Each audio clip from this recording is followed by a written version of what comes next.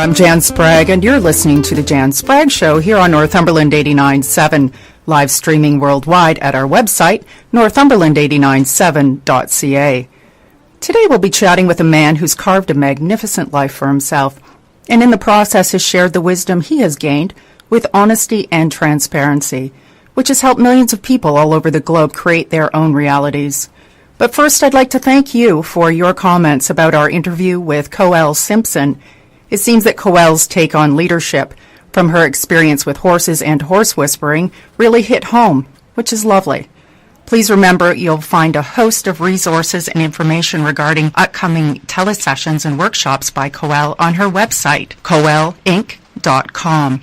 Or for more info, please go to facebook.com/Jan Spragge Show. And as always, thank you for your feedback.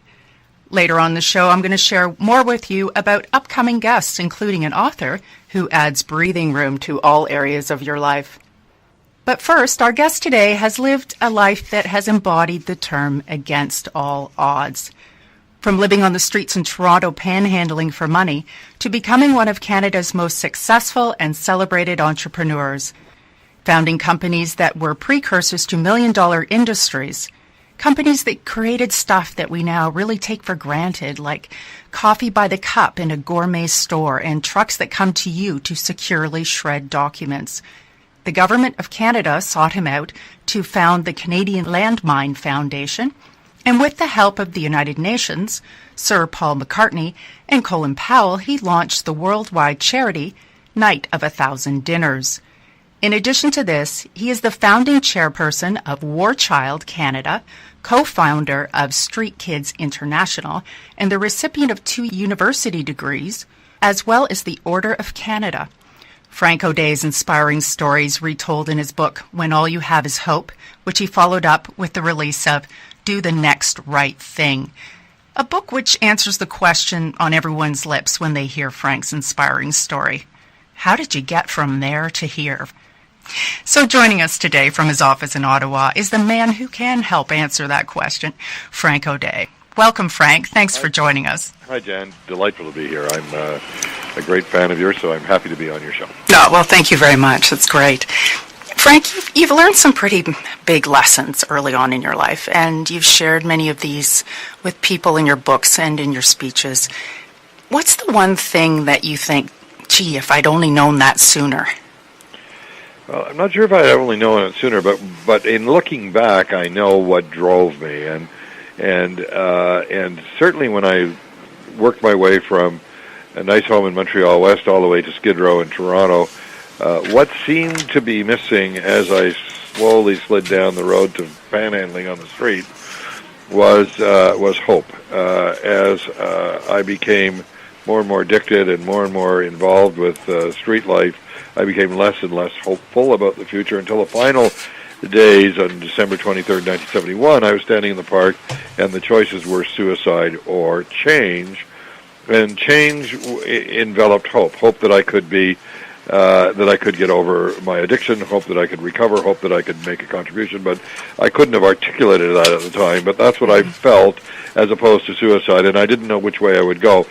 What really came out, though, at that very moment was an old radio commercial I'd heard months ago that said, the tagline said, if you're having problems with alcohol, call us, we're in the book.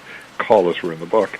Call us, we're in the book. And as I stood there waiting for the other 2 guys to come out and panhandle as we had been done for many years, or for many days rather, I chose Call Us, We're in the Book, and I went and I panhandled and I got a dime. Now, this is really interesting.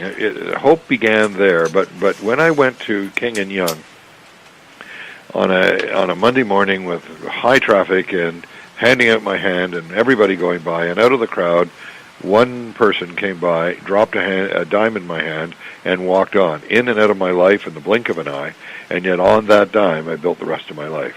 The impact of that person doing that little service or piece of generosity to me ignited enough hope that I took the dime, made a phone call, and I never had another drink. So hope was the missing ingredient on the way down, and hope is the fulfilling agreement on my way back to recovery. Another word, Frank, that is important to you is vision. And you talk a lot about this in business and in life. And In today's fast-paced and quickly changing world, especially in the world of business, what's important when people think about that word vision? Well, I think it starts at the yes, it has application in business for sure. Vision statements, mission statements, those sorts of things have applications, but the beginning application is in our own personal lives. If I don't have a vision for myself that I can be better today, I stay in bed. If I first hope, but hope allows me to have vision for a better me later, better family, better community, better world, but a hope that things will change for the better, and then hope without, or vision without action is simply a dream. So all vision has to be followed up by action. So hope, vision, action are the three words that are the hallmark of my life. Hope, vision, action. When you take those, what becomes clear to you in recent times with Canadian companies and the direction of business in Canada when you take those three words? Because you're really entrenched in that, and you have been for years, so I'm sure you see the tides changing. Yes, indeed. And you know, speaking purely for myself, because of my own, I only have my own experience. I don't know of others, but I have observed much. But my skill, talent, and ability seems to be to start companies, to find an idea and latch on. And I love big ideas that will change the way society operates. For example, the Second Cup, which you were kind enough to mention, prior to us introducing coffee by the cup in a gourmet coffee store, those stores simply sold coffee beans where people made their little blend and took it home, drank their coffee, repeated the order 2 weeks, months, or years later. It was a terrible little business, a little elite business serving an elite clientele with an elite coffee bean. We changed that dynamic by adding coffee by the cup. Now, I didn't know that at the time, but when I look back on it, out of that came all of the other big coffee chains in the world. And that was because people now began to treat themselves to a coffee rather than in 1975 simply buying a beverage. It was a completely different mind shift, and as a result, it was a big idea, and out of that grew a multi-billion-dollar industry. The same with shredding. When we put a shredder on a truck, it was the first time somebody had ever done that. Now, I've sold those businesses, don't have an interest in them any longer, but I sold them for lots of money, and then I went on to do other things, many in the not-for-profit sector.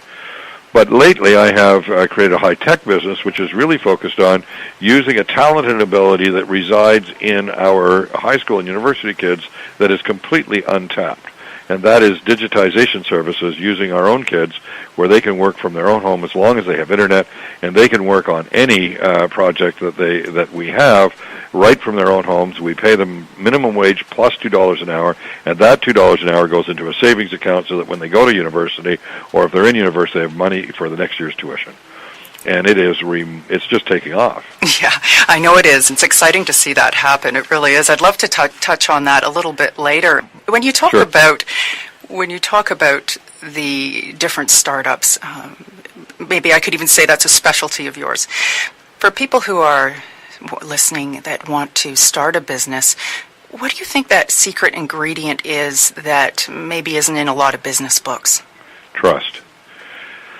In the end, you have to trust your own instincts and your own spiritual guide, however you understand spirituality. But in the end, it needs to be a mission.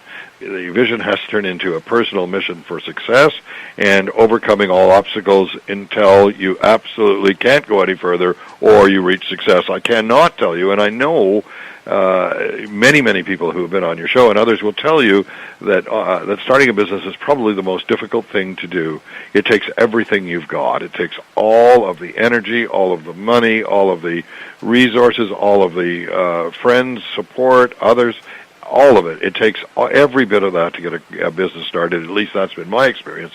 There's been no magic wand. It's just hard work. And if it doesn't become a mission, a personal mission to be successful, it probably will not be. There was a time when we were told by the banks that they would no longer entertain our accounts. We had to move from the bank, find another bank. We had 30 days to do it. That would have destroyed the business. We went and we talked to other bankers. We couldn't find somebody who would support us. We talked to some friends and colleagues, and we found ourselves with the Royal Bank out in Burlington with a guy named Bruce McKenzie who saw our vision, agreed to be our banker, and from imminent defeat turned into a potential to really grow into something, and we took advantage of that potential, and together we grew. So it's passion and faith and trust. All of those things are absolutely critical to success. You're listening to Frank O'Day here on the Jan Spragge Show at Northumberland 89.7. Taking that word trust and moving it into your latest work about doing the next right thing, you suggest that we always know what that is, but sometimes we turn a blind eye to it. Sure. In the quiet, at least in my experience, in the quiet of my own thoughts, when I'm trying to make a decision, what I first need to do is stop panicking. Usually, if I can't come to a clear decision, it's because I'm frightened. If I have fear, I make very bad decisions. In fact, there's empirical data that says the more stress we have, stress equals fear, by the way, the more stress we have, the lower our IQ. So if I worry more, my IQ drops, and as my IQ drops, I make worse and worse decisions. So the first thing to do when in panic or in fear or in a quandary of any sort is to stop. Stop, reflect, find peace, and out of the peace, then the next right thing becomes apparent. There's lots of next things that may be apparent, but the next right thing needs to be apparent. And the next right thing is oftentimes just simply the most difficult of the choices. Terrifying often, yes. True enough. Yes, exactly. So we tend to avoid it. And I'm the same as everybody else. I'll duck it every time I can because I don't want to do it. It's hard. But I've learned from experience that find the hard thing, do that, and the rest of it becomes relatively, I don't mean it's easy, it's not a cakewalk, but it becomes relatively easy. That's great. Today we have the pleasure of chatting with Frank O'Day. After the break, we'll chat with Frank more about doing the next right thing, and we'll find out what Frank feels is the single most important question we would benefit from asking ourselves in life and in business. I'm Jan Spragge. You're listening to Northumberland 89.7. Please stay tuned.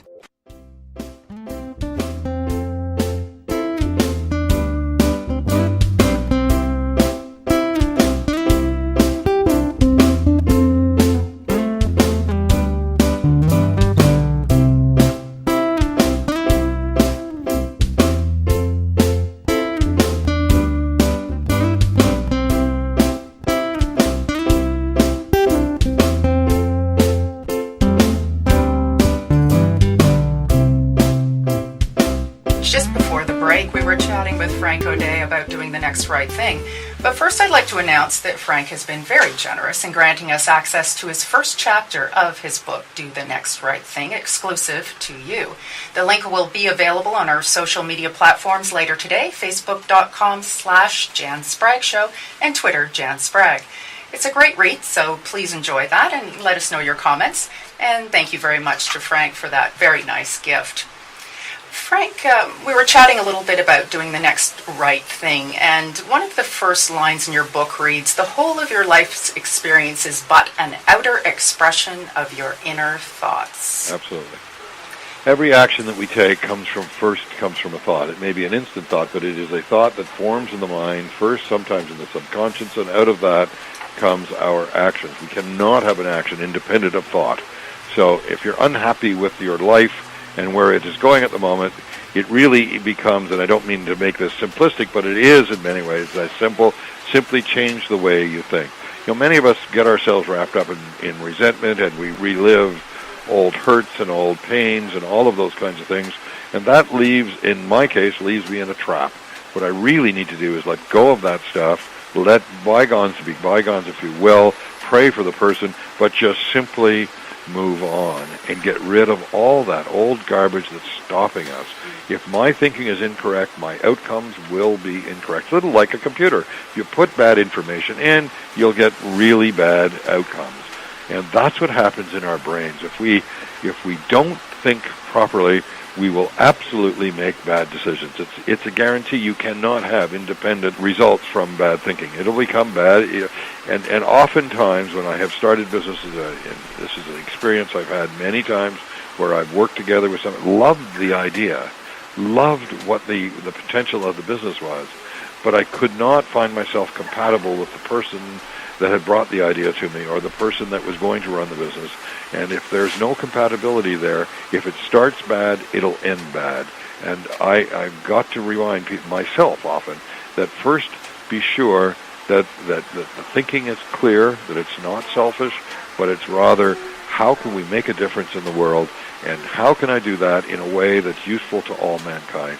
And if I can do that, and I can be clear about that, then the results of that thinking, the actions, will generally speaking, and can't always, not guarantees, but will always be far better than if it comes from a bad place. So it's getting our thinking straight. I think I tell my story in the first book, in the first chapter, and I don't want to give it all away, but of a young man who goes into a store. I was driving him back from a meeting one morning, and he wanted to cash a check at an ATM. He was a very young man, had a history of violence, just been out of jail, a wife with 3 kids at home that had no money and no food, and this check was a welfare check, and he went in to cash the check. And when he deposited the check in the ATM along with his bank card, the machine ate the check and ate the card. His immediate and default reaction was to get very, very angry, shake the machine, begin kicking, begin screaming, and the guy that was running the 7-Eleven was picking up the phone to call the police. Now, if he had have executed the 911 call, this young man would have been in jail because of his history of background. They would have immediately put him in jail, and the outcomes would have been horrible. The family would have been still without money. This kid would be in jail. The consequences would have been significantly different. Instead of that, he managed to take a breath, come out, chat with me in the car, and within 5 minutes we'd solved the problem, and it had gone away entirely.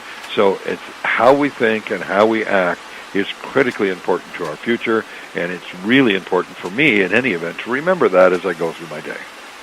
Yeah, and that crisis equals change that's in your book, and getting from suffering to joy.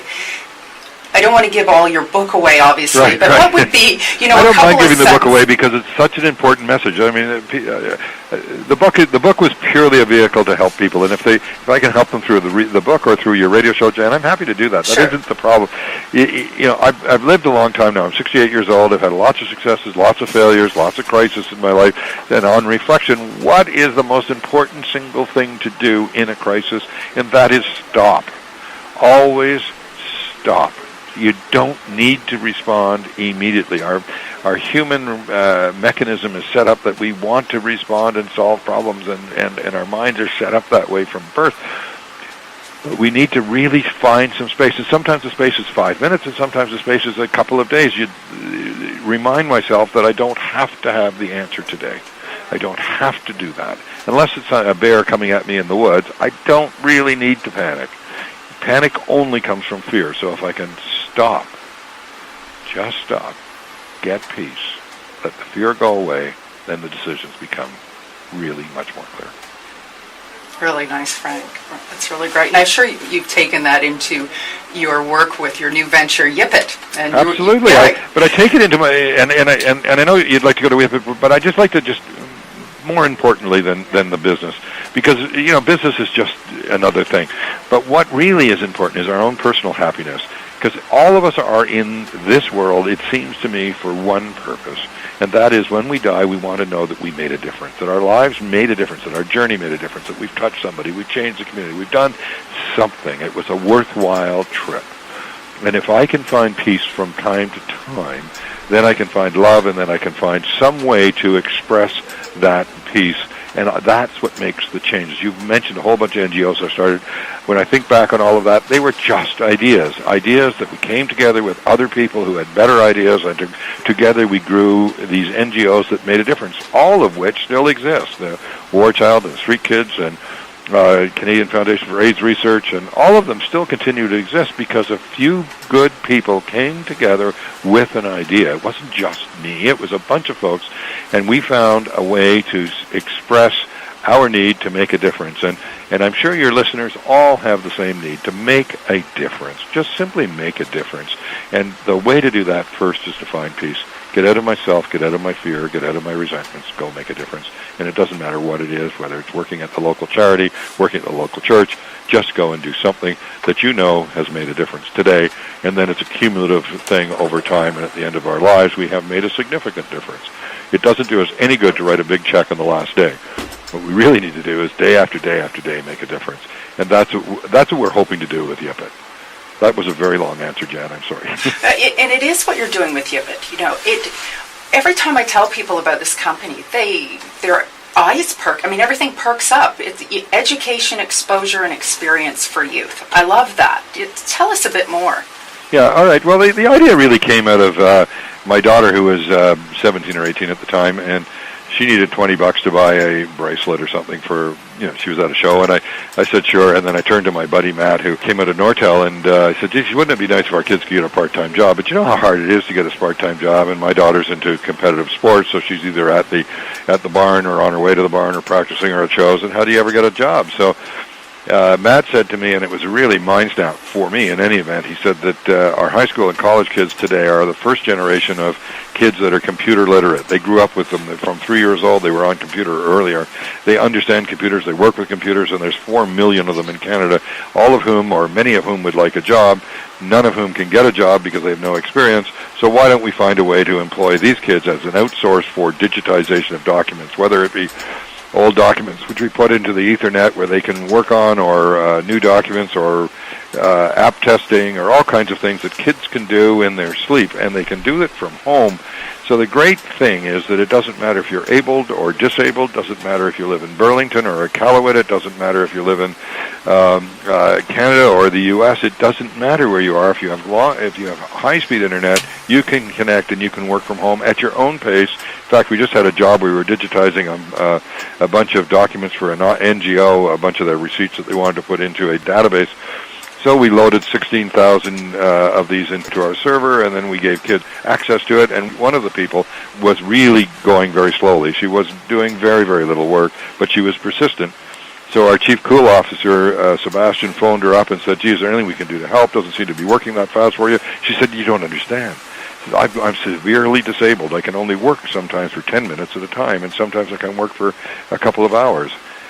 I can never leave home to get a job. I can work. Well, wasn't that marvelous? Because they're paid piecework, so it's perfectly happy for us to have her working, as well as we have university kids here in Ottawa that are cranking out thousands of these things and making significant money. And the other thing that we thought was really important is we should teach kids about savings, because they generally don't learn this at high school and college. So we said, let's pay them minimum wage, an adult minimum wage, not youth minimum wage, but $11 an hour, plus $2 an hour, and the $2 an hour goes into a savings account. And that grows over time as they work for us, so that when they're going to college, if they're in high school, they've got money for the first year's tuition, or if they're in university, they get money for the next year's tuition. So we thought that would be a way to work so the kids can not only make some money, but begin to learn financial literacy. And then we provide small 4 or 5 minute videos talking about what's a credit card, what is 19% interest, and how does that affect you, and what's a credit score, and what skills development. We talk about what's a carpenter, or what's a bookkeeper, or what's a nurse, or what's a doctor. So our kids get exposure to all kinds of ideas so that they can broaden their minds while at the same time working. That's how it works. And then we digitize documents for governments and private sector and not NGOs and all kinds of folks. It's incredible. I love what you're doing, and I know a lot of other people too will really benefit from this. Business owners, like you say, governments, and as well as the youth. What's the biggest thing we can learn from our youth today? The biggest thing we can learn from our youth is to refocus our mind. We talked about thinking earlier. I think that the slogan for our company is, our kids can do remarkable things, and they can. We just got to give them a chance. We've got to give them an opportunity, and if it fits for them, they can do remarkable things. They can learn many, many things, and they're eager to learn. And, I've got young kids myself, they're 19 and 20 at the moment, but there were many times during the last 19 or 20 years that we thought, oh my God, when is this ever going to grow up? But they are remarkable kids, and they can do remarkable things. So we need to be able to trust that the next generation is going to leave this generation better than we did, and that's terrific. It is terrific. From Yipit to coffee to Pro Shred, you're all over the map, which is fantastic. Is there some area or in some way that you want to focus your direction coming up? No, I like, as I said earlier, I like a big idea, and once I found a big idea, I like to focus on that for a while, and I usually last about 10 years, and then that's enough. So I expect Yipit will be 10 years. I'm also building houses in Brazil. That'll probably last another 5 years, and then we'll sell that. But I'm not interested in staying for the long term. I'm interested in really building a business that's sustainable, that can roll out into the future, that others who are better at rolling into bigger operation can do, and let them do it. I think I'm perfectly happy to have known that I've started these things, and when I'm late at night with my feet up, thinking about my life, I'm just very grateful for all of the opportunities I've had as a Canadian to be able to do these things, and we should be very grateful to be living in this country because we have such great opportunities. Sure do. That hope, vision, action. If you were going to take those words and add one more into the mix at this moment in your life, what would you add? Gratitude. I came back from Sierra Leone where the average income is $350 a month, met some people. It's a very horrible story of people losing their limbs to a political party. Just a terrible, terrible story. But in the terror of and terribleness of the story, we met a woman in Freetown, who the capital of Sierra Leone, working with others who had lost their limbs, so they could work together and create a co-op, so they could make things to sell in the marketplace, so they could survive. And when I came home to Oakville, I lived in Oakville at the time, my wife said I had changed. And what was the major change? Well, the major change was to realize how grateful I am to live in this country. And for me, an accident of birth. I mean, I could have been born in Sierra Leone just as well as here, and yet I was born here. And in spite of the fact that I had some difficulty as a youth, I was able to turn that around and make a contribution. That's a lot to be grateful for. It's a great word to add, really is. Unfortunately, we're running out of time. I'd love to... Already? Yeah. I'd love to sit and chat with you forever. It's been a real pleasure.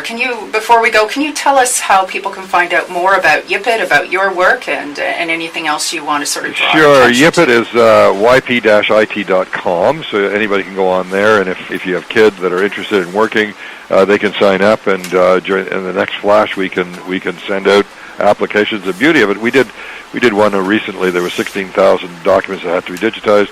We just sent out by Facebook. Within 20 hours, we had 58 employees, and employees signed up, and within 2 hours they were working.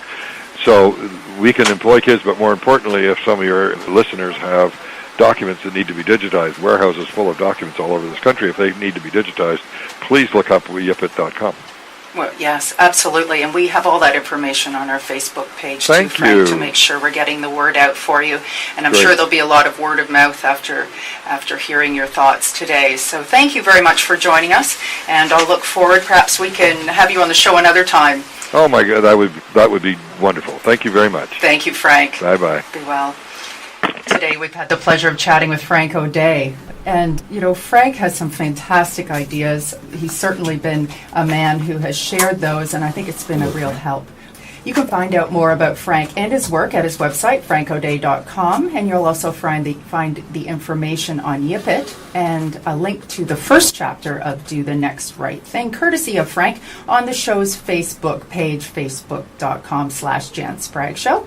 And coming up right after this, I'll fill you in on who we'll be sitting down with in the coming weeks. A woman who adds breathing room to your life, an author who creates impact with fortitude, and someone who changes lives with a few simple questions. So don't touch that dial. I'm Jan Spragge, and we'll be right back here on Northumberland 89.7.